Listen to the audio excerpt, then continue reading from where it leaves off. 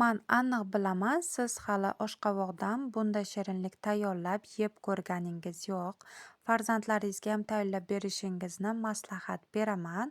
Vitaminlarga boy bo'lgan oshqovoq yurak va qon tomirlarini mustahkamlashda, soch va bo'ylarni o'stirishda katta rol o'ynaydi. Shunday qilib oshqovoqlarimizni terib, maydalab olamiz. Bitta qoshiqchadan shakarimizni sepib, ustidan tabga ko'ra maslamizdan qo'yib olamiz. Terib bo'lganimizdan keyin ustini folga bilan yopib, qizib turgan duxovkaga 20-25 minutga yuboramiz.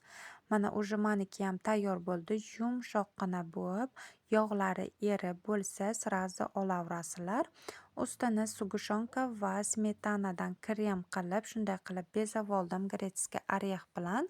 Sizlar tabga ko'ra o'zingiz qanday xohlasangiz shunday bezatishingiz mumkin.